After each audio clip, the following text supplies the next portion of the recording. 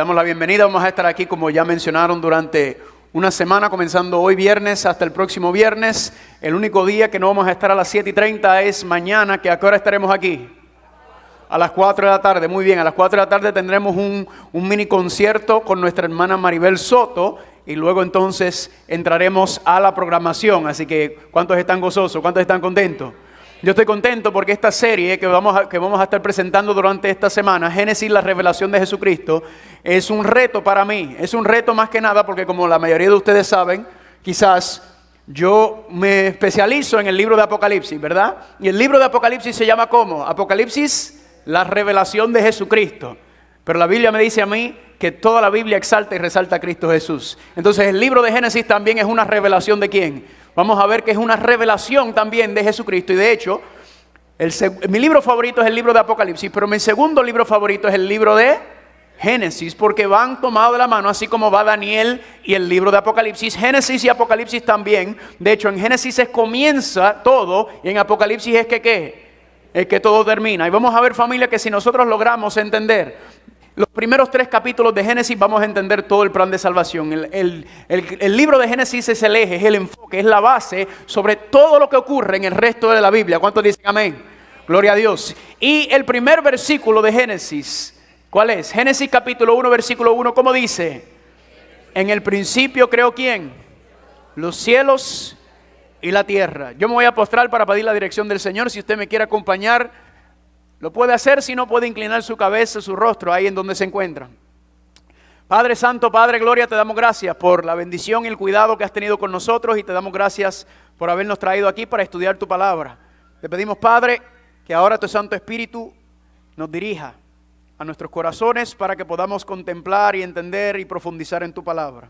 Tus ángeles nos acompañen, Padre, y que podamos disfrutar y deleitar de tu presencia. Gracias por esta bendición, este privilegio, y todo esto te lo pedimos en el nombre de Jesús. Amén. ¿Cuántos dicen amén?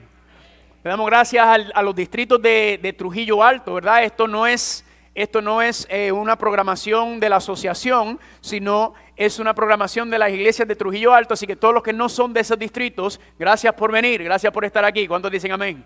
Así que, tocando nuevamente, Génesis capítulo 1, versículo 1. En el principio creó Dios, ¿lo qué? Los cielos y la tierra. Ese versículo va a ser la base y el fundamento sobre todo lo que vamos a estudiar durante esta semana. Y de hecho vamos a ver, familia, que esta es la base, este es el versículo pilar para entender el resto de la Biblia. Este es el fundamento para entender todo. El principio es que Dios hizo ¿qué? Que Dios creó desde el principio ¿qué cosa?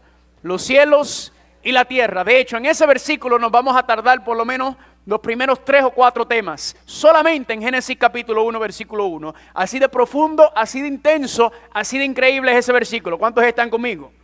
Gloria a Dios. Ahora, Génesis es quizás el libro más controversial de la Biblia, especialmente los capítulos del 1 al 11, ¿verdad?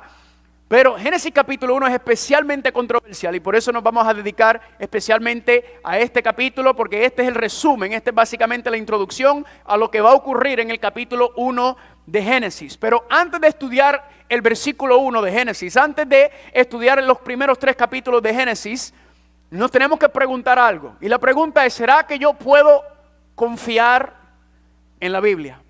¿Será que yo puedo confiar en la palabra de Dios? ¿Por qué se lo digo? Porque yo tuve una etapa en mi vida, familia, donde yo era un incrédulo. Yo no creía en el Dios de los cristianos, yo no quería saber del Dios de los cristianos, yo no lo quería ver ni en pintura.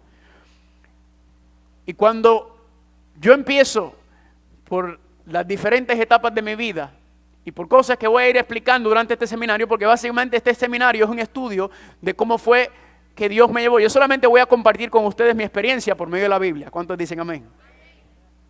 Y vamos a ver entonces que Génesis capítulo 1, familia, y todo el libro de Génesis verdaderamente es un reto a la fe, es un reto a la lógica, es un reto al razonamiento. ¿Están conmigo? ¿Por qué? Porque mucha gente critica, ataca, pelea. La Biblia ha sido el libro más desacreditado en la historia. La Biblia ha sido el libro más atacado. La Biblia ha sido el libro a la misma vez más leído y más vendido.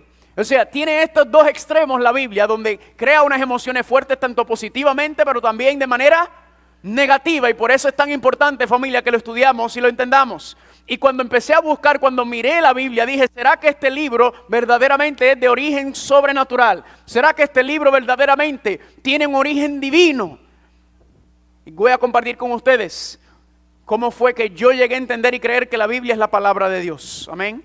Cómo fue que yo pude comprender que Dios no solamente me estaba revelando su voluntad, sino que Dios me estaba hablando a mí directamente, por medio de Génesis, aunque usted no lo crea, y lo vamos a ver durante esta semana. ¿Cuántos dicen amén?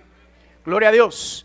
Así que cuando hablamos de la creación, familia, cuando hablamos de cómo Dios hizo todas las cosas, antes de poder hablar de todo esto, tenemos que preguntarnos, ¿será que yo puedo confiar en la Biblia? ¿Cuántos se preguntaron eso alguna vez en su vida, verdad? ¿Será que yo puedo? ¿Cómo yo sé que la palabra de Dios es verdad? ¿Cómo yo sé que la palabra de Dios es auténtica? ¿Cómo yo sé que la palabra de Dios es confiable? ¿Cómo yo sé que no es un gran libro con un montón de historias y relatos y mitología y cosas, cuentos bonitos? ¿Cómo yo sé que la Biblia es verdad? Y para eso, familia, entonces, la pregunta que nos vamos a contestar en esta mañana es, ¿podré confiar y creer en la veracidad de la Biblia? ¿Cuántos dicen amén? Gloria a Dios. Así que para empezar y comprender la Biblia, antes de poder entender y desglosar Génesis capítulo 1, tenemos que entonces mirar la Biblia. Y la vamos a mirar, familia, tratar de mirarla de manera más objetiva posible. Yo sé, para el cristiano es un poco difícil porque somos subjetivos, ¿verdad? Tenemos una inclinación a saber que la Biblia es la palabra de Dios. Pero cuando me presento a la palabra de Dios, cuando me presento a Génesis, no la veo como la palabra de Dios. Cuando me presento a ella, la veo como un libro más, contemplando y preguntando qué será lo que tiene este libro de diferente. Y cuando uno empieza a analizar y decir, entonces, ¿cómo yo sé que la Biblia verdaderamente es inspirada, familia? ¿Cómo yo sé que puedo confiar en ella? ¿Cómo yo sé que Dios me está hablando por medio de ella, familia? Pues vamos a hacer un breve repaso de la historia de la Biblia para aquellas personas que quizás están aquí y no han tenido esa exposición a ella. Dice la historia de la Biblia. La Biblia es un libro complejo que consta de ¿cuántos libros? 66 libros individuales. Fue escrito durante un periodo de 1400 a 1500 años. ¿En dónde? En tres continentes. Fue escrito en 3 lenguas o en 3 lenguajes: en el hebreo, en arameo y en griego. Y fue escrito por aproximadamente 40 escritores humanos. ¿Están conmigo hasta ahora? ¿Cuántos dicen amén? Ahora noten esto: el espectro de escritores desafía cualquier clasificación coherente, porque habían reyes, generales y militares, campesinos, filósofos, pescadores, recaudadores de impuestos, poetas, músicos, políticos, académicos, pastores, agricultores, familia. Todo esto, el espectro. Y a la misma vez, sin embargo, los 66 libros de la Biblia contienen una ¿qué? Una armonía intacta, porque creemos que solamente tiene un autor, que es ¿quién? Dios. Así que hay muchos escritores, pero hay un solo Dios. ¿Están conmigo o no están conmigo? Ahora, cuando miramos entonces, le voy a dar un ejemplo de la armonía que existe en la Biblia. Salmos capítulo 22, versículos 6 al 18, nos habla de algo muy interesante. Dice, como perros de presa me han rodeado, me han traspasado las manos y los pies, se reparten entre ellos mis vestidos y sobre mi ropa echan suerte. Eso es lo que dice el Salmos capítulo 22, pero noten lo que dice Lucas capítulo 23, del 33 al 36. Cuando llegaron al lugar llamado de la calavera, ¿qué pasó?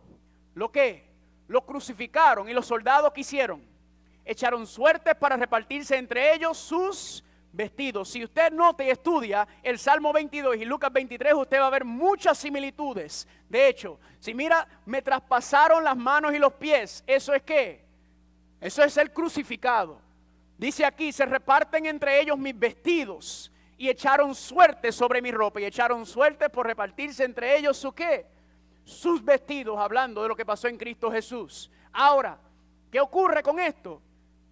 Que hay una armonía, pero ¿qué venía el crítico? ¿Qué venía el que iba a atacar? El que quiere desacreditar la Biblia, el que quiere decir la Biblia es falsa, la Biblia no es verdad. Es imposible, ¿por qué? Porque se cree que los salmos, el Salmo 22 fue escrito 1000 años antes del acontecimiento de la crucifixión de Jesucristo.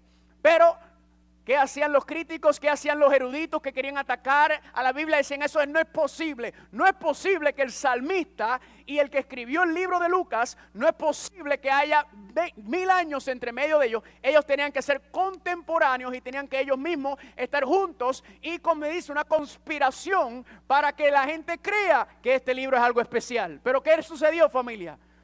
que usted puede hacer algo muy interesante, se llama la historiografía. Historiography.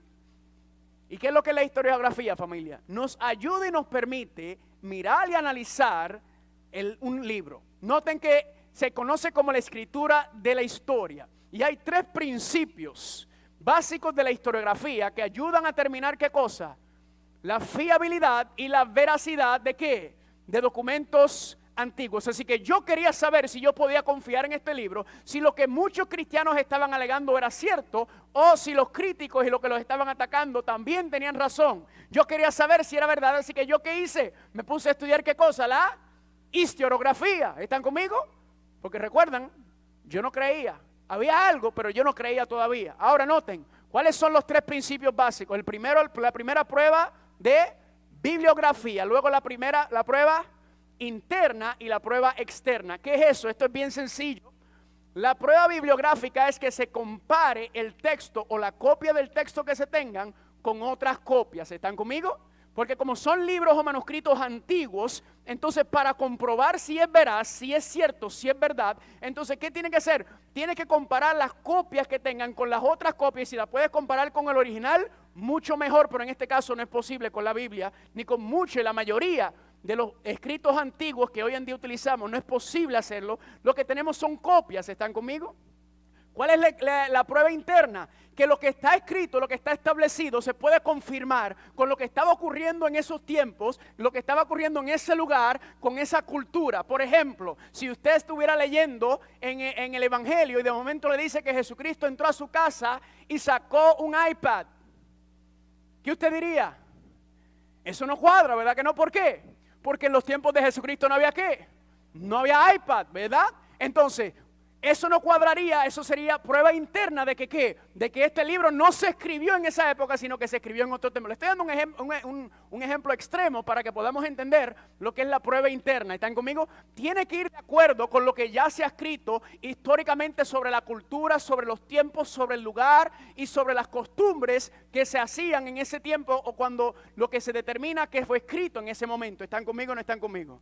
Y la otra es la prueba externa. ¿Qué es la prueba externa? La prueba externa es, ¿habrá o hay evidencia externa fuera de ese libro o de ese manuscrito antiguo que confirme lo que está escrito ahí? ¿Cuántos están conmigo?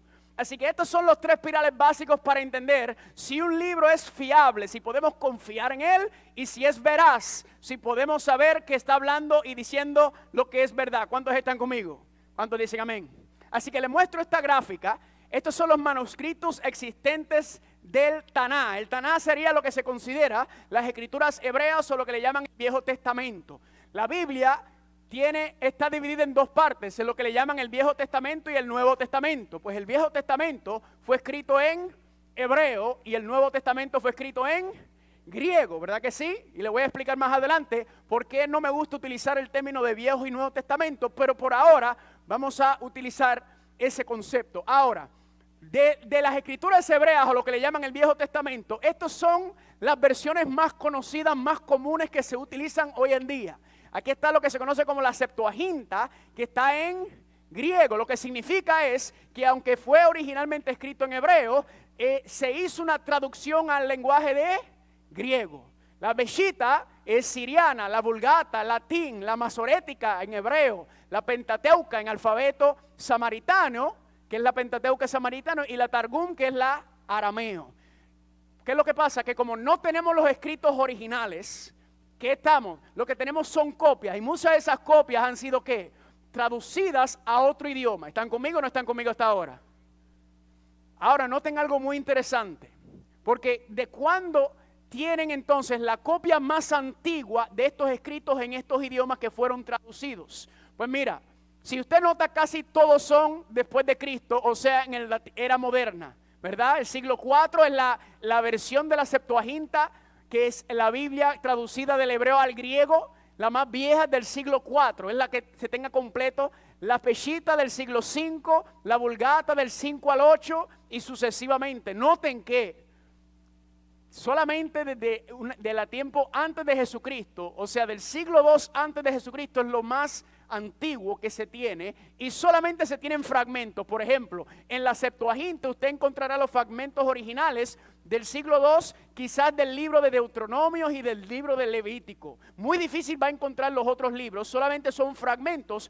Completo la Septuaginta, la versión que se tiene, es del siglo IV después de Cristo. ¿Están conmigo o no están conmigo?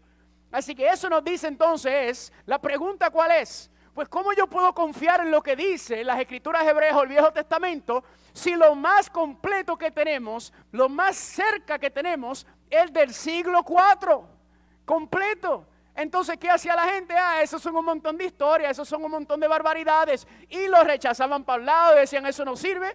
Y yo pues, hasta que ocurrió algo, ocurrió un evento arqueológico muy importante, que fue que los rollos del Mar Muerto. ¿Cuándo has escuchado sobre los rollos del Mar Muerto? Amén. Algunos. ¿Qué pasó con los rollos del Mar Muerto?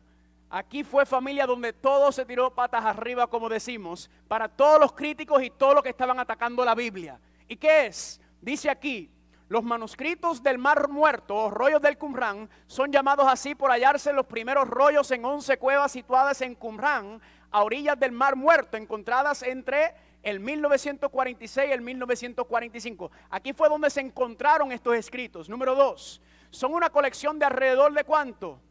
972 textos escritos en hebreo, arameo y en griego. Ahora, habían otros libros y otros escritos ahí, pero nos estamos enfocando mayormente en los escritos, en los manuscritos bíblicos. Ahora, si noten, hebreo, arameo y griego es que es exactamente también las mismas escrituras de la Biblia. Y noten el número 3, contienen fragmentos de cada libro del Antiguo Testamento, menos uno, que es ¿cuál? Menos el libro de Esdras. En otras palabras, cuando encontraron los rollos del Mar Muerto, encontraron unas versiones de Biblia que no sabían de cuándo eran ni de dónde eran. Recuerden, la más vieja completa que tenemos es del siglo II, en el tiempo moderno. Y cuando entonces, si alguien ha ido a una exhibición, yo fui a una que hubo en Los Ángeles, porque tienen una exhibición que se mueve, creo que ahora mismo está en Colorado, y la más fija, la más completa se encuentra en Jerusalén, donde usted encuentra los rollos del Mar Muerto, y este es lo que sería quizás lo que usted encontraría, y así usted vería los pedazos de estos manuscritos. Ahora, noten aquí lo más interesante, el 4 y el 5. Dice, los rollos del Mar Muerto comprenden el más antiguo grupo de manuscritos del Antiguo Testamento alguna vez hallado, datando desde años entre ¿cuál? El 400 antes de Cristo hasta el año 70. Así que, ¿qué ocurrió, familia? Y dieron cuenta que estos escritos eran mucho más antiguos de los que tenemos actualmente. Y eso abrió los ojos de los críticos. Pero noten lo que dice el número 5, perdón. Notablemente existen dos rollos del libro de Isaías. Y escuche aquí, uno completo y uno aproximadamente ¿de cuándo? Del 75% completo. Es 1000 años, y aquí es donde viene el golpe, es 1000 años más antiguo que cualquiera copia previamente conocido de Isaías. ¿Cuántos dicen amén? En otras palabras, se dieron cuenta que estos fueron escritos en aquellos tiempos, en los tiempos de mucho antes del tiempo actual, y los críticos entonces empezaron a hacer ¿qué? Empezaron a tener que callarse la boquita. ¿Por qué? Porque el argumento era, estos profetas, estos escritores, es imposible que ellos existían en esos tiempos, porque la información es tan exacta, tan veraz, que eso tiene que ser una falsificación. Los rollos del Mar Muerto silenciaron todos esos argumentos. ¿Cuántos dicen amén? Y ahí, familia, entonces comenzó este tirijala, esta batalla por tratar de desacreditar la Biblia, por tratar de desacreditar lo que dice ahí. Sin embargo, cuando se dieron cuenta, familia, analizando solamente Isaías 53, tienen el libro completo, familia, se dieron cuenta que todo lo que está en el libro de Isaías 53, datada de hace 1000 años antes, está exactamente como lo tenemos hoy en día. Y todos aquellos criticando y decían que era imposible, que el salmista y el de Lucas, no, se confirma todo lo que estaba escrito desde mucho antes. Claro, nosotros, casi ninguno de nosotros quizás estábamos vivos para ese momento, pero para ese momento fue un evento que sacudió a los historiadores y a los eruditos, y a los que estaban tratando de estudiar y entender que la Biblia era veraz. Noten, familia, lo que dice el doctor César Vidal Manzanares, español. Dice él, puede decirse sin temor a exagerar que los hallazgos del Qumrán, que son los rollos del Mar Muerto, han significado un golpe mortal para este tipo de especulaciones. Esos son los que especulan que la Biblia no sirve, que es una falsedad, que está desacreditada, que no se puede confiar. Dice él, pese a que los documentos encontrados anteceden en multitud de siglos al Antiguo Testamento hebreo-arameo del que disponíamos, lo cierto, sin embargo, es que el contenido es ¿qué? Semejante. Dice él, lejos pues, hablando de los rollos del Mar Muerto, de ser un semillero de revelaciones que llevarían a tambalearse a las grandes religiones universales de corte monoteísta, dice él, en realidad la biblioteca del Qumrán es un palpable testimonio de que las escrituras del Antiguo Testamento se han transmitido con una fidelidad extraordinaria a lo largo de los siglos. ¿Cuántos dicen amén? Así que ahora los historiadores estaban viendo y dándose cuenta, al leer y estudiar y analizar los rollos del Qumrán, que verdaderamente lo que nosotros tenemos hoy en día es lo mismo que se tenía hace mucho tiempo antes de Cristo, incluso el mismo tiempo de Jesucristo. Porque miren lo que dijo este arqueólogo llamado Dr. Brian Wood, es un asociado de investigación bíblica. Dijo él, los rollos del Mar Muerto probablemente han tenido el mayor impacto bíblico conocido. ¿Por qué? Porque han proporcionado los manuscritos originales aproximadamente 1000 años antes que el actual manuscrito más antiguo del Antiguo Testamento. Los rollos del Mar Muerto, dice él, han demostrado que el Antiguo Testamento fue transmitido ¿con qué? Con precisión durante este intervalo de 1000 años. Además proporciona una gran cantidad de información sobre los tiempos principales hasta y durante ¿quién? La vida de Cristo. ¿Cuántos están conmigo? ¿Cuántos dicen amén? Y entonces, familia, ahí empezó cuando se dieron cuenta, ok, ahora, ¿qué vamos a hacer? Vamos a atacar, a seguir atacando la Biblia, pues vamos a mirar la prueba interna y externa. Cuando usted mira la Biblia, familia, cuando usted analiza la Biblia, vamos a mirar una situación que está pasando ahora mismo. ¿En dónde? En el Medio Oriente, ¿sí o no? Jerusalén, ¿qué significa Jerusalén? ¿Ciudad de qué? Ciudad de paz. Pregunta, ¿es Jerusalén una ciudad de paz? Es el lugar más inestable sobre la tierra, es uno de los lugares más violentos sobre la tierra. ¿Están o no están conmigo? Ahora, para entender lo que está pasando en Jerusalén, para entender esta batalla que existe entre los judíos y está existiendo entre Hamás y todos ellos, ¿a dónde uno tiene que ir para entender y comprender por qué están ellos peleando hoy en día? Familia, la Biblia lo explica completo. Aquí es que el origen del problema es la historia de Abraham. Abraham tuvo ¿cuántos hijos? 2, a Isaac y Ismael. ¿Y qué pasó con ellos 2? Esos son los descendientes. Por eso es que cuando tú hablas con un musulmán, el musulmán te dice que Abraham también es el padre de la fe de ellos. ¿Están conmigo o no están conmigo? Esto es fascinante. Y por eso yo digo que el diablo quisiera acabar con los judíos. ¿Saben qué? Él quisiera acabar con ellos. ¿Por qué? Porque ellos son evidencia de las historias de la Biblia, porque ellos siguen las mismas tradiciones, las mismas culturas de miles y miles de años atrás. Ellos no han cambiado básicamente casi nada, han seguido casi al pie de la letra lo que ellos aprendieron de sus ancestros. ¿Están conmigo? Los judíos son evidencia de la historia de la Biblia y ellos mismos confirman todas las historias que están ahí, que pasaron. ¿Cuántos están conmigo hasta ahora? ¿Cuántos dicen amén? Ahora la pregunta es, ¿y las escrituras griegas o el Nuevo Testamento? ¿Será que podemos? Pues si vamos a analizar las escrituras griegas tenemos que ser un poco más exigentes. ¿Están conmigo? ¿Por qué? Porque son más modernos. Ahora yo miraba y yo decía, ¿será que verdaderamente todo lo que está escrito ahí en el libro de Lucas, los eventos de Jesús, los milagros, ¿será que eso verdaderamente pasó? Pues para mí no. Para mí Jesucristo era como un mito. Para mí era como una historia que un tipo bueno que vivió en la tierra y exageraron lo que él hizo, como hacen con muchos personajes históricos y de mitología, ¿verdad que sí o no? Entonces yo dije, ¿será que es verdad o será que no? Pues nuevamente, familia, voy a la historiografía. ¿Y qué digo? Voy a poner el Nuevo Testamento, las escrituras griegas a pruebas. Voy a buscar la prueba bibliográfica, la prueba interna y externa. Y para mi sorpresa, familia, si me gocé con el libro, con el Antiguo Testamento, las escrituras griegas me sacaron, me dejaron con la boca abierta. ¿Por qué? Segunda de Pedro capítulo 1 versículo 16. Porque no hemos dado a conocer poder y la venida de nuestro Señor Jesucristo siguiendo fábulas artificiosas, sino que dice Pedro, ¿cómo qué? Como habiendo visto, ¿con qué?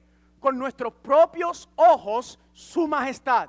Pedro cuando escribe, Pedro no está diciendo, esto no me lo contaron, esto no me lo dijeron, esto yo lo viví, esto yo lo escribí, porque esto fue lo que yo vi con mis propios ojos. Y noten que hay varios ejemplos de eso, pero me gusta el de Lucas, capítulo 1, del 1 al 4. Miren lo que dice Lucas. Lucas no era judío, era gentil. Y dice, puesto que ya muchos han intentado poner en orden la historia de las cosas que entre nosotros son ciertísimas, así como lo enseñaron, lo que desde el principio lo vieron ¿con qué? O sea, Lucas no lo vio con sus propios ojos, sino que él sabe de los que sí lo vieron con sus propios ojos, porque él es contemporáneo con ellos, dice, y fueron ministros de la palabra. Así que, ¿qué él está diciendo? Yo entonces voy a hacer una investigación. Y él era médico, o sea, era muy meticuloso, muy educado y historiador a la misma vez en lo que estaba estableciendo. Y él dice, yo voy a hacer una investigación y yo voy a averiguar si lo que ellos están diciendo es verdad. Él era gentil. Y noten, me he parecido también a mí, después de haber entendido perfectamente todas las cosas desde el principio, escribírtelas como por orden, oh excelentísimo Teófilo, para que conozcas la certeza de las cosas en las que has sido instruida. En otras palabras, Lucas hizo una investigación objetiva. Él no era judío. Y cuando hizo esa investigación, él hizo su reporte. ¿Cuál es el reporte de Lucas sobre los eventos que acontecieron en ese lugar, en ese tiempo? El libro de Lucas es su reporte. Es lo que él investigó, es lo que él encontró. Y de hecho, se convirtió. ¿Cuántos dicen amén? Porque después anduvo con Pablo para arriba y para abajo. ¿Cuántos están conmigo? Ahora, vamos a mirar esta tabla que interesante. Aquí están libros históricos de la época. Primero el escritor Julio César, Guerra de las Galías. Heródoto, la historia. Tácito, Anales y el Nuevo Testamento. Ahora, cuando vamos a analizar un texto, vamos a mirar la bibliografía, hay que estar pendiente de tres cosas muy importantes. Uno, ¿cuán vieja es la copia original? ¿Están conmigo? Número dos, ¿cuántos años hay entre el original y la copia? Y la otra es, entonces, ¿cuántos manuscritos o copias tenemos? Esos tres puntos son los que los historiadores o los académicos utilizan para saber si un libro es veraz, si se puede confiar en el relato del libro. Ahora, ¿por qué le pongo esto? Solamente le estoy poniendo estos cuatro en comparación con las escrituras griegas. Hay muchas más. Pero si miramos el libro de Julio César, Guerra de las Galías, ¿en qué año fue escrito? En el año 100 antes de Cristo. Ahora, la fecha del manuscrito actual que se tiene es ¿de qué año? Del 900 después de Cristo. En otras palabras, Julio César escribió el libro en el año 100, pero no se tiene la original, sino que la que se tiene, la más antigua que se tiene actualmente o copia de ese libro que escribió Julio César es del año 900. O sea, ¿cuántos años hay de diferencia entre el momento que él escribió y la copia que tenemos actualmente? 1000 años. Le hago una pregunta, ¿eso le da confianza? Yo preguntaría, 1000 años, ¿quién sabe lo que pasó? Y como no tenemos el original, ¿verdad? Hay mucho tiempo entre medio, lo que abre el espacio ¿para qué? Para los errores. Porque entonces la gente podría cambiarlo y malinterpretarlo y nadie se ve. Porque recuerdan que no hay como ahora, que hay máquinas impresoras, eso era todo como antes. A puño y letra ahí. Noten el libro de Heródoto, libro de historia. Fue escrito en el año 400 antes de Cristo. La fecha del manuscrito actual es del año 900 después de Cristo. Noten que la diferencia de años desde del original al que se tiene actualmente es ¿cuánto? 1300 años, más espacio todavía. ¿Para qué? Para que entren errores, para que las personas puedan argumentar, ese libro no es veraz. Y noten el libro de Tácito, Anales. Fue escrito en el año 100 después de Cristo, pero el manuscrito actual que tienen los eruditos, los académicos, es del año ¿qué? Del año 1100 después de Cristo. ¿Hay cuántos años entre medio? Nuevamente 1000 entre medio. Ahora, noten esto. ¿Cuántos manuscritos originales hay? ¿Por qué es importante? Perdón, ¿cuántos manuscritos o copias hay? ¿Por qué es importante? Porque mientras más manuscritos copiados tienes, más fácil es de verificar si hay algún error en los otros. ¿Están conmigo? Mientras más volumen, mejor. Mientras más viejo, mejor. Y mientras más se tiene menos tiempo entre medio del original y la copia, gloria a Dios. Esto es como los historiadores, escúcheme bien, así es como los académicos y los eruditos confirman si un libro verdaderamente se puede confiar en él, si es veraz la información que está ahí, si podemos verdaderamente mirar esta información y decir, esto que se escribió de aquella época es verdad. Ahora, cuando miras el libro de Julio César, ¿cuántas copias hay actualmente? 10 de las copias más antiguas. De Heródoto, ¿cuántas? 8. Y del libro de Tácito Anales, ¿cuánto? 20. En otras palabras, la versión más antigua que se tiene, la copia más antigua, tiene 10, 8 y 20. Ahora, ¿por qué le digo esto? Porque estos libros, y le voy a enviar, se me olvidó decirle, si a usted le interesa tener esta información, este estudio, es imposible para yo desglosarlo completamente. Usted me puede dar su correo electrónico en un papel y con mucho gusto yo le voy a enviar toda esta información, todos los estudios que yo he hecho para llegar a donde estoy ahora. ¿Cuántos están conmigo? Ahora, vamos a mirar el Nuevo Testamento. Ahora, antes de mirar las escrituras griegas, noten algo. El libro de Julio César, de Heródoto y de Tácito son libros que se utilizan y se estudian en todas las universidades. Son libros históricos que la gente no cuestiona, la gente no pregunta su veracidad, la gente lo da por sentada. No cuestionan y no dudan de que, wow, hay 1000 años de diferencia entre el manuscrito que tenemos y cuando se escribió originalmente. La gente no se lo pregunta, se da como verdad. Pero noten qué sucede cuando hablas de la Biblia, del Nuevo Testamento específicamente. ¿Fue escrito en qué año? Alrededor del año del 50 al 96. En ese periodo de tiempo fue que se escribió. Noten, la fecha del manuscrito antiguo más viejo que tenemos es ¿de qué año?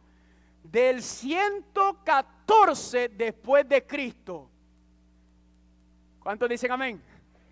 ¿Por qué? Porque la cantidad de tiempo que existe entre cuando originalmente se escribió y la copia del manuscrito más antiguo que tenemos, ¿cuánto tiempo es? De 20 a 60 años. ¿Cuántos dicen amén? O sea, relativamente ¿qué? Cerca, lo que ayuda ¿a qué? A saber que si fuera alguien a cambiarlo, sería mucho más difícil porque está tan cerca del acontecimiento original. Ahora noten, familia, y esta es candela, ¿cuántos manuscritos, cuántas copias del manuscrito antiguo hay? Solamente estoy hablando en griego. ¿Y quieren saber cuántos hay, familia? 5,660. En griego, 5,000. Hay copias en griego de casi 6,000 ejemplares del manuscrito más viejo. ¿Cuántos dicen amén? Y eso es en griego nada más. Si usted va en el latín, si usted va en todos los idiomas, familia, los manuscritos, hay más de casi 25,000 copias de las escrituras griegas que se pueden ir y buscar para confirmar lo que está diciendo. ¿Cuántos dicen amén? ¿Es lindo o no es lindo? El único libro que se acerca a la Biblia, a las escrituras griegas, es la Ilíada de Homero. La Ilíada de Homero tiene aproximadamente, se cree, según vi, casi 700 copias originales. ¿Están conmigo? Y la Biblia tiene 6,000 en griego y casi 24,000 en todos los idiomas. Y sin embargo, ¿por qué no incluía a la Ilíada aquí? Porque la Ilíada no se sabe si es un libro de historia o si es un libro de ficción todavía, ¿verdad? Yo te estoy poniendo aquí libros de historia que nadie cuestiona y nadie duda. Y sin embargo quieren atacar y quieren cuestionar las escrituras griegas. ¿Cuándo qué? Cuando es el libro que bibliográficamente más fundamento tiene. ¿Cuántos dicen amén? Es el libro más fundado. Y eso es lo que dice, de hecho. Dice aquí el doctor Ravi Zacharias de la Universidad de Oxford. Miren lo que él dijo. En términos reales, el Nuevo Testamento es fácilmente la escritura antigua mejor atestiguada en cuanto a la gran cantidad de documentos, que son casi 25,000, el tiempo transcurrido entre los hechos, que son ¿cuánto? Solamente de 20 a 60 años, y la variedad de los documentos disponibles para sostenerla. ¿Cuántos están conmigo? Dice No hay nada, dice el doctor, en la evidencia de ningún otro manuscrito antiguo que se asemeje a esta disponibilidad y la integridad textual. ¿Cuántos dicen amén? Los eruditos dicen, cuando tú analizas y estudias la historicidad de las escrituras griegas, nada se compara a él. No hay ningún otro libro antiguo que se compara en su fundamento bibliográfico. Incluso dijo el doctor Warnick Montgomery, otro historiador, para ser escéptico o dudoso del texto resultante de los libros del Nuevo Testamento es permitir que ¿cuántos? Todos los libros de la antigüedad clásica caigan en el olvido. ¿Por qué me gusta esa cita entre todas las que tengo? Porque este historiador está diciendo, mira, si tú quieres desacreditar el Nuevo Testamento, si tú quieres echarlo a la basura porque tú crees que son fábulas, que son mentiras, hazlo, porque tú eres libre de hacerlo. Pero tienes que votar todos los demás libros de la antigüedad con él. Todos los demás. Todos esos libros que ustedes creen que son tan antiguos, que son tan veraces, que nos hablan de la historia antigua. Si vas a deshacerte de las escrituras griegas y el Viejo Testamento, vota todos los demás también. ¿Cuántos dicen amén? ¿Por qué? Porque él dice que no hay ningún documento de la época antigua tan bien atestiguada bibliográficamente como ¿qué? Como el Nuevo Testamento y el Viejo Testamento. ¿Cuántos están conmigo? A veces yo sé que toma un poquito de tiempo, pero que esto es muy sabroso, amén. Porque para mí, que yo era un incrédulo, que no me importaba y que no creía, cuando analizo y miro la investigación, yo digo, espérate un momento, ¿por qué la gente va a desacreditar la Biblia cuando es la que mejor fundamento bibliográfico tiene? Cuando se hace a la luz de las investigaciones académicas para ver si es verdad o no. Y sin embargo las quieren deshacer. Y la Biblia tiene más fundamento que todos los libros de la antigüedad. ¿Cuántos dicen amén?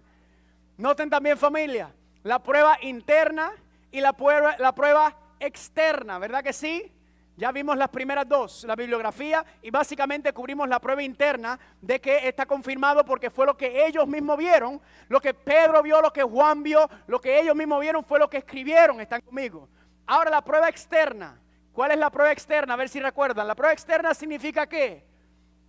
Que hay evidencia fuera del libro que confirma esos hechos. ¿Están conmigo? En otras palabras, hay una fuente objetiva que no sea del mismo libro, que confirma lo que está establecido, lo que está diciendo este libro, que es verdad esos eventos o esos acontecimientos. Tácito, el historiador, en su libro Anales, esto es en el año 115 de Cristo, puso: Cristo, de quien el nombre tuvo su origen, sufrió ¿qué cosa? La pena capital durante el reinado de ¿quién? Durante el reinado de Tiberio, a manos de uno de nuestros procuradores, que es ¿quién? Poncio y Pilato. ¿Cuántos dicen amén? Un historiador romano que dice, confirmando en el año 115, Cristo murió en el año 31. O sea, este historiador es contemporáneo con los otros escritores, porque Juan terminó de escribir el libro de Apocalipsis aproximadamente en el año 90, o sea, a unos 25 años. Y este historiador romano, no es cristiano, que dice que Cristo murió la pena capital. Y ahí está Tiberio. Pregunta, ¿habla la Biblia sobre Tiberio? Claro que sí, en Lucas capítulo 3 menciona que fue durante el reinado de Tiberio César que ocurrieron los eventos de Cristo. Noten esto. Flavio Josefo, un historiador judío, no son cristianos, en su libro Antigüedad de los Judíos en el año 93 se escribió: se reunió el concilio de los jueces y trajo a ellos al hermano de Jesús, quien fue llamado Cristo, cuyo nombre era ¿quién? ¿Era Santiago el hermano de Cristo, sí o no? Sí, y dice que algunos otros, cuando se habían formado una acusación contra ellos, como que, como a violadores de la ley, los entregó para hacer ¿qué? Para ser apedreados. Flavio Josefo está hablando de la persecución de los cristianos que hubo en el Imperio Romano. Un historiador judío, y casi todos los historiadores del Medio Oriente citan a Flavio Josefo. Él es uno de los historiadores más creíbles dentro de la esfera histórica del Medio Oriente. ¿Y qué escribió él? Ahí menciona a Cristo y ahí que fueron ¿qué? Apedreados. Miren lo que dijo él en el mismo libro. Ahora había en este momento Jesús, un hombre sabio que era un hacedor de obras maravillosas, un maestro de hombres que atrajo tanto muchos de los judíos como a muchos de los que a mí esto me impactó. ¿Por qué me impactó? Porque yo pensaba que Jesucristo era un mito. Yo pensaba que lo que decían de Jesús era como que lo estaban exagerando para tratar de... Y cuando yo miro la evidencia externa, familia, cuando yo miro lo que me está diciendo la Biblia, me está diciendo que estos hechos ocurrieron de verdad. Eso pasó verdaderamente. Todo lo que está escrito ahí está confirmado por lo que ya hemos hablado y externamente también. Y familia, estos son solamente dos historiadores. Hay historiadores griegos, romanos, judíos, paganos, todos citando la existencia de Cristo Jesús y citando los acontecimientos que ocurrieron en los evangelios y en el libro de Hechos en adelante también. La persecución, todo lo que se estaba haciendo. Familia, eso me revolcó la vida porque ella decía, ven acá. Entonces Cristo verdaderamente vivió sobre la tierra. No es una historia. ¿Y cuál es el problema ahora? Si Él verdaderamente vivió en la tierra, entonces la pregunta que me hice es, ¿y por qué murió? Amén. Porque no tenía que morir. Él no tenía que pasar por lo que estaba pasando. ¿Están conmigo o no están conmigo? Él no tenía que sufrir eso, pero la historia confirma eso. Y ese fue el primer golpe que me di cuando me encontré. Y noten, familia, 2 de Timoteo capítulo 3 del 13 al 17 dice, toda escritura es inspirada por Dios y útil ¿para qué? Para enseñar, para reprender, para corregir, para instruir en justicia, a fin de que el hombre de Dios sea perfecto, equipado ¿para qué? Para toda buena obra. ¿Por qué uso esa cita? Porque dice que toda escritura. Porque lamentablemente entre nosotros los cristianos hay cristianos que desacreditan la Biblia, que la atacan y dicen que no es veraz, que no se puede confiar en él y que necesitamos otras fuentes. La Biblia, familia, es una y toda está inspirada por Dios. ¿Cuántos dicen amén? Ahora vamos a hablar de otro aspecto que me impactó sobre si puedo confiar y creer en la palabra de Dios. ¿Y cuál es? La profecía. ¿Cuántos dicen amén? ¿Sabroso o no sabroso la profecía? Es lo más rico que hay. Dice Dios en Isaías 46, 9 y 10. Acuérdese de los primeros sucesos de la antigüedad, porque yo soy Dios y no hay ¿qué? No hay otro. Nada hay semejante a mí, dice Dios, que yo anuncio desde un principio lo que está por venir y doy por anticipado lo que aún ¿qué? Me encanta este versículo porque ¿qué hace Dios? Dios pone su reputación en tela de juicio. Dios dice, yo soy Dios y no existe otro como yo en el universo. ¿Por qué? ¿Por qué? Porque yo anuncio desde un principio lo que está por venir y doy a conocer por anticipado lo que aún no ha sucedido. Amén. Y ustedes que han visto mi seminario de profecía saben que eso es pura profecía, familia. Increíble. La profecía es una revelación de eventos futuros. Es una revelación de las cosas que van a acontecer y Dios dice, yo soy el único que conozco el futuro y estudia las profecías y ponlas a prueba. Y por eso cuando vemos en Isaías capítulo 45 versículo 1 dice así, así dice el Señor a su ungido a Ciro, al cual tomé yo por su mano derecha para sujetar naciones delante de él y desatar lomo de reyes para abrir delante de él puertas y las puertas no se cerrarán. Y usted dice, sí, gloria a Dios, Ciro, ¿y qué pasó con ese versículo? Que ese versículo fue escrito 150 años antes de Ciro nacer. Antes de Ciro nacer, ya Dios lo llamó por nombre y le dijo cuál era su misión, que iba a libertar al pueblo de Babilonia. Gloria a Dios. Ahora, antes no se podía confirmar, antes lo atacaban, pero cuando salieron los rollos del Mar Muerto, confirmando que esos libros fueron escritos en la época que fueron, ¿qué hicieron los críticos? Se tuvieron que callar la boca. ¿Cuántos dicen amén?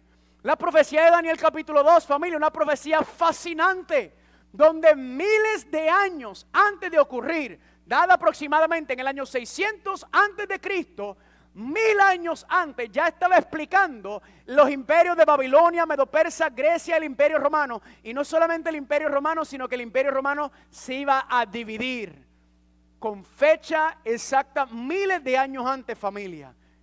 Y la profecía de las 70 semanas, ¿cuántos nos han estudiado esa profecía?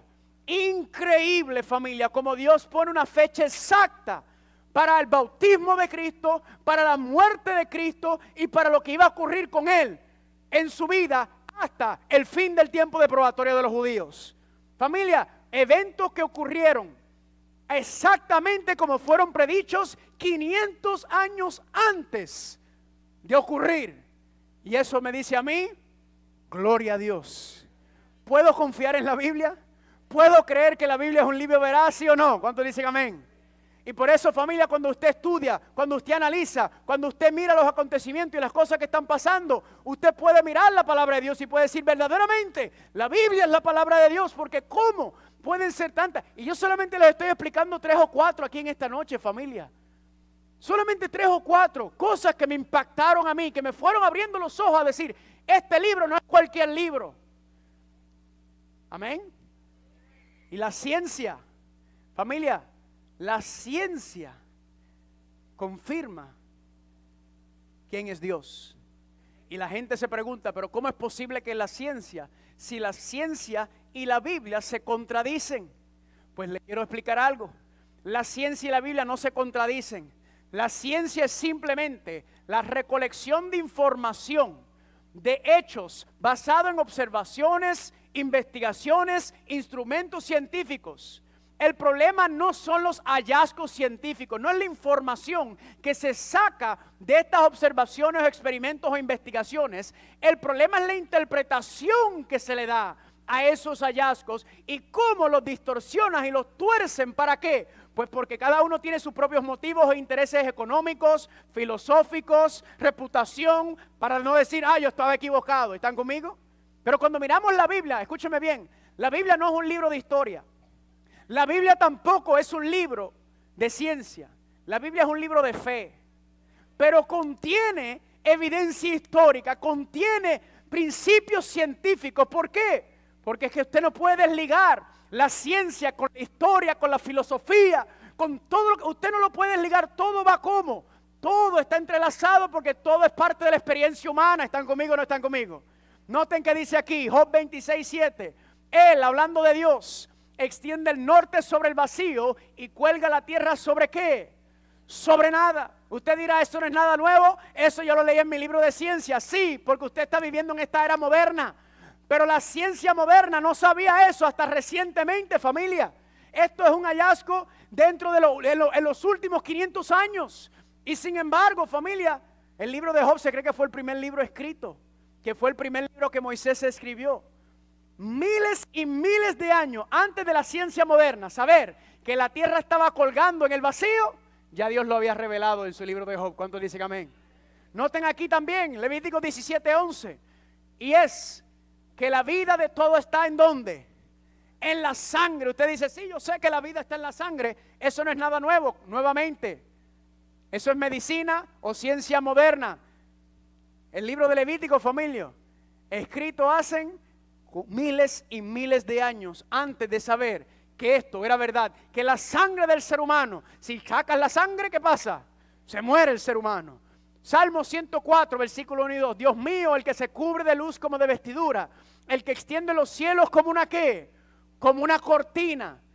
Increíble. ¿Por qué? Porque hoy en día la cosmología, la astronomía, mejor dicho, el estudio de los astros, no la astrología, la astronomía, que han encontrado los científicos modernos. Cuando analizan y miran el universo está ¿qué? Se está expandiendo. El universo está creciendo. Dios dice desde el Salmos que Él extiende los cielos como una cortina. 1000 años antes de la ciencia moderna, entender que el universo se está expandiendo, ya la palabra de Dios lo decía. ¿Cuántos dicen amén? ¿Están o no están conmigo? ¿Quién es este que está aquí? Cristóbal Colón. ¿Qué era el consentimiento? ¿Cuál era la idea general de los eruditos y académicos y científicos de los tiempos de Cristóbal Colón? ¿Que la tierra era qué? Que la tierra era plana. Eso es lo que el consenso general que había. Y sin embargo, mire lo que puso Cristóbal Colón en sus escritos. Dijo, este presente año 1492, después de vuestra alteza haber dado la guerra a los moros, pensaron enviarme a mí, Cristóbal Colón, a las costas de la India. Para la ejecución de mi empresa de viaje a las Indias no he utilizado ni razón, ni matemática, ni mapas, sino solo apliqué lo que había dicho ¿quién? Noten que Cristóbal Colón se iba a aventurar en lo que todos pensaban que era una misión suicida, porque si se tiraba sobre la tierra, ¿qué iba a pasar? Se iba a caer y se iba a ir por ahí. Y Cristóbal Colón dijo, yo no estudié, no escuché ni a los académicos, ni a los eruditos, ni a los mapas, ni nada, sino dice, yo escuché solamente lo que dijo ¿quién? El profeta Isaías. La pregunta es, ¿qué fue lo que dijo el profeta Isaías? Que Cristóbal Colón se atrevió a aventurar. Dice Isaías 40:22, ¿acaso no lo saben?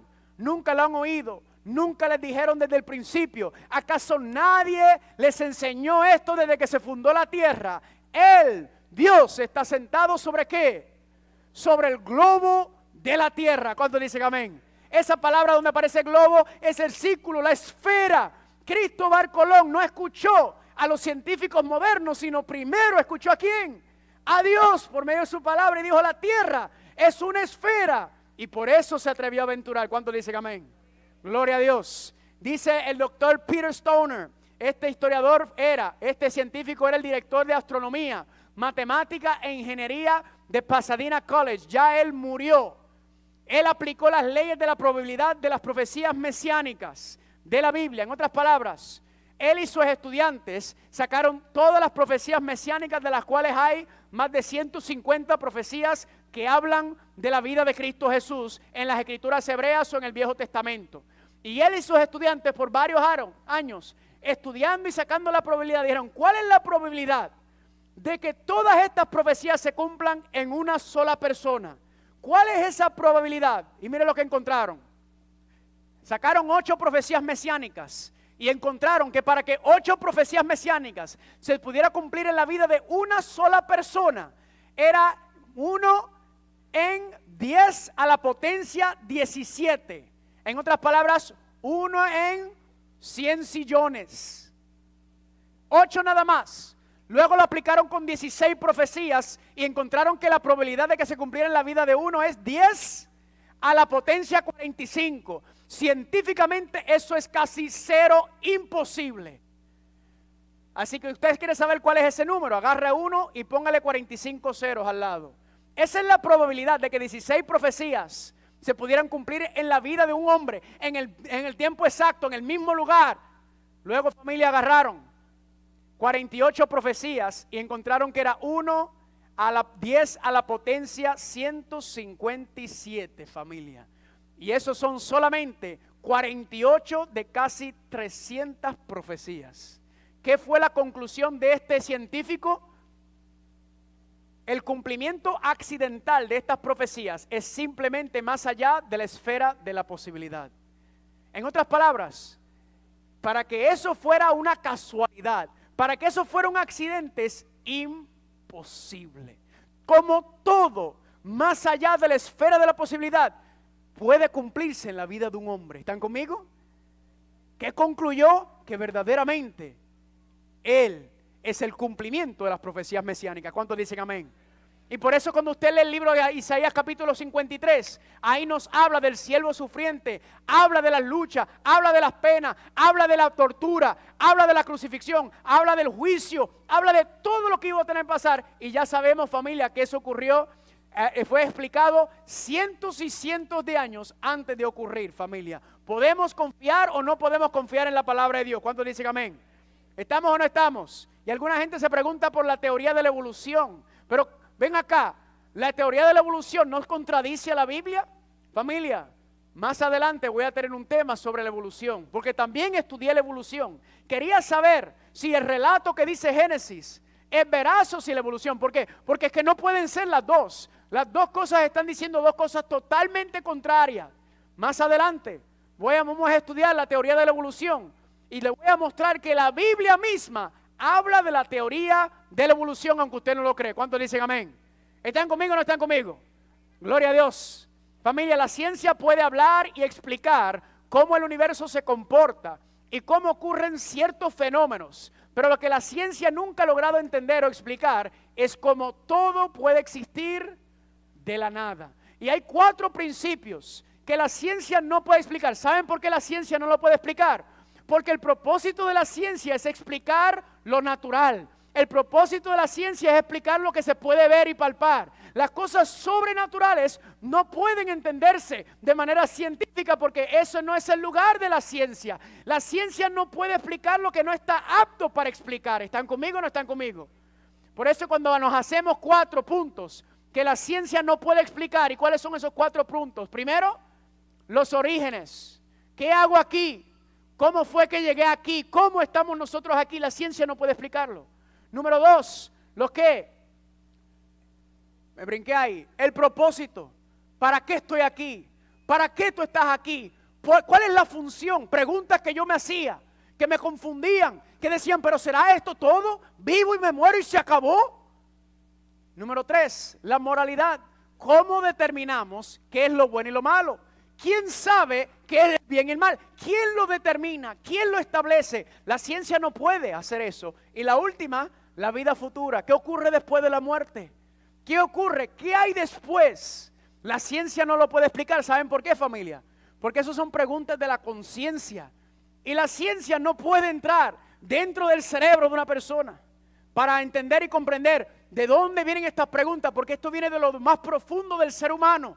Y se lo digo porque quizá usted está aquí y usted se ha preguntado esto. ¿Cómo podemos determinar eso? Pues familia, la ciencia no es el lugar para ir a buscar estas respuestas. Vamos a ver que solamente la Biblia da todas esas respuestas. ¿Cuántos están conmigo? Y por último, familia, el testimonio personal. 2 Corintios capítulo 5, versículo 17. De modo que si alguno está en Cristo, nueva criatura es. Las cosas viejas pasaron y aquí que ¿qué? Todas son hechas ¿cómo? Todas son hechas nuevas. Familia, no hay manera de usted argumentar en contra de un testimonio. Yo sé que aquí sentado entre nosotros hay gente, personas que eran quizás adictos a drogas, borrachones, mentirosos, ladrones, mal hablados, prostitutas posiblemente, vendedores de droga. Pero la Biblia, familia, ha transformado millones y millones de vidas. No porque la Biblia no hace, sino es por quien trabaja por medio de la Biblia, amén. Y por eso cuando miramos los testimonios, familia, podemos mirar y conocer, como yo, que vi con mis propios ojos lo que es tocar fondo, que vi con mis propios ojos lo que es estar envuelto en la bebida, en las drogas, en la vida mundana, que es tocar fondo, y saberlo y verlo, y ver a dónde el Señor me ha traído hasta hoy. Eso es un testimonio que nadie lo puede explicar. Eso solamente lo puedes vivir y nadie te lo puede refutar. El testimonio de lo que Dios ha hecho en tu vida y lo que quiere hacer en tu vida. ¿Están conmigo? Mirando a la luz de la cruz del Calvario y preguntándome en aquel momento, diciendo, pero si Él verdaderamente es quien dice ser, y si verdaderamente lo que dice este libro es verdad, entonces yo tengo que tomar una decisión. Yo tengo que saber qué voy a hacer, porque dice en Hebreos 12:2, puesto los ojos en Jesús, el autor y consumador de la fe, quien por el gozo puesto delante de él, ¿qué hizo? Soportó la cruz, menospreciando la vergüenza, y se ha sentado a la diestra del trono de Dios. Familia, este versículo es versículo que impactó mi vida. ¿Por qué? Porque dice ahí que Cristo, por el gozo puesto delante de él, soportó la cruz, menospreciando la vergüenza. Familia, la cruz era la vergüenza más grande que existía. Él colgó desnudo en esa cruz y él no tenía que hacerlo, porque lo único que tenía que decir Cristo es: yo no soy el rey de los judíos, yo no soy. Y se iba. Si hubiera sido un falsante, tan pronto le pegan el primer latigazo, sale corriendo. Yo no voy a aguantar estos azotes por esta gente. Y eso te tiene que llegar a entender. Algo pasó en la cruz del Calvario. Algo hay ahí, familia, y eso impactó mi vida. Pues dije, o es un loco, o verdaderamente es el Hijo de Dios, verdaderamente es el Salvador, verdaderamente es quien dice ser, y no quiere ser solamente el Salvador mío, sino quiere ser el Salvador de todos nosotros. ¿Cuántos dicen amén? Y por eso en esta noche les pregunto, ¿será que podemos confiar en la Biblia? ¿Será que la Biblia es un libro veraz? ¿Será que es un libro auténtico? Familia, todas las evidencias internas y externas, todo me enseñan y me muestran que yo sí puedo confiar en la palabra de Dios. ¿Están conmigo? Aún el versículo más difícil, Génesis capítulo 1:1, que dice que en el principio creó Dios los cielos y la tierra. Pregunta, ¿será que podemos confiar en ese versículo también? ¿Será que podemos, familia? Pues a mí la Biblia me dice que sí. Y mi vida me lo demuestra, familia. ¿Saben por qué? Porque no es casualidad que hace 10 años, en este mismo lugar, yo me bauticé allá atrás. 10 años, familia. Nadie a mí me puede hablar y negarme el poder de la cruz del Calvario. ¿Por qué? Porque lo estoy viviendo en mi propia vida. Y es lo que Dios quiere hacer con ustedes. ¿Cuántos dicen amén? Pregunto en esta noche, ¿hay alguien que quiere decir: gracias, Señor?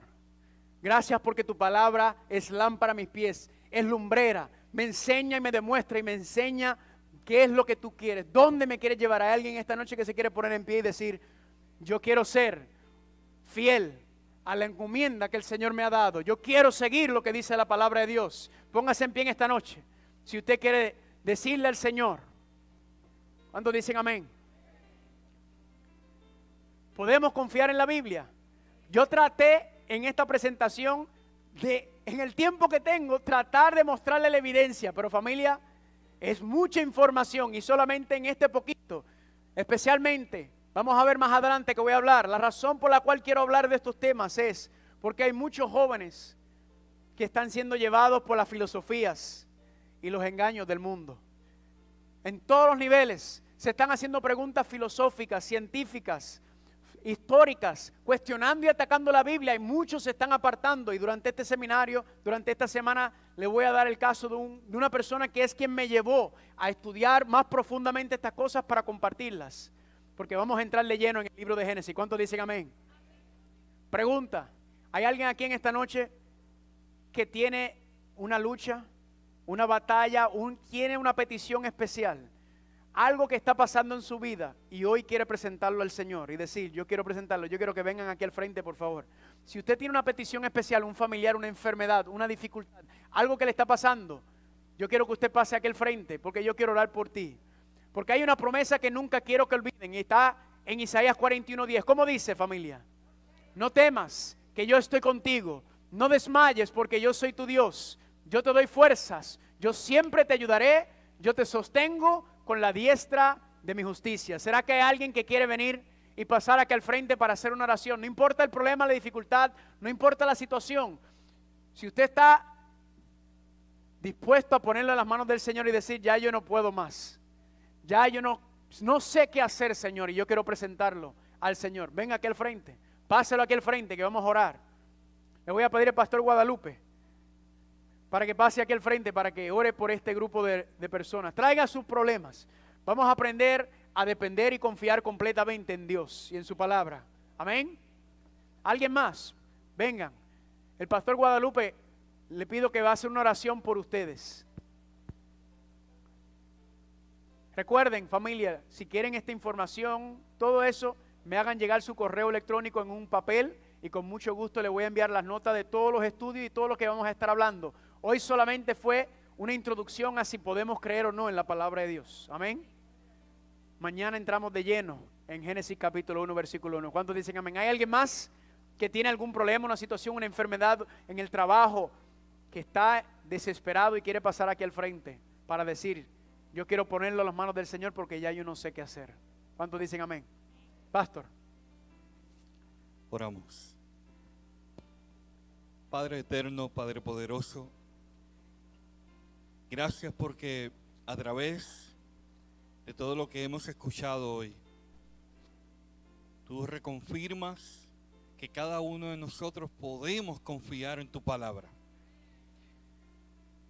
Y si así, Señor, tantas promesas que nos traen un mensaje poderoso de que aquel que tiene alguna situación difícil, que pueda confiar que Dios, que tú, Señor, eres amparo y fortaleza, pronto auxilio en las tribulaciones, Señor. Oh Padre, te presentamos a cada uno de nuestros hermanos que han venido aquí al frente en señal de fe y confianza en tu palabra, oh Dios. Te pedimos, Señor, que de manera humilde tú puedas, Señor, llegar a ellos y puedas atender la necesidad. Señor, probablemente haya personas que han determinado quizás rendirse, pero oh Padre, también tu palabra dice que tú das fuerza al que no tiene ninguna. Y es eso precisamente que queremos, que en esta noche cada uno de ellos pueda salir de aquí entendiendo que ha tenido una experiencia cercana contigo. Bendícelos, oh Padre, y tráelos también de vuelta para mañana y todas estas noches, y así puedan seguir escuchando tu poderosa palabra, oh Dios. Te pido por aquellos que por alguna razón tienen problemas de salud, también, Padre, bendícelos, tócalos en forma especial, y así, oh Padre, cuando tú vengas, todos así unidos, estemos para morar contigo por la eternidad. Gracias, Señor, por tu palabra. Gracias, Señor, por estar con nosotros. Es en el poderoso nombre de Cristo Jesús que hemos orado. Amén, Señor. Amén.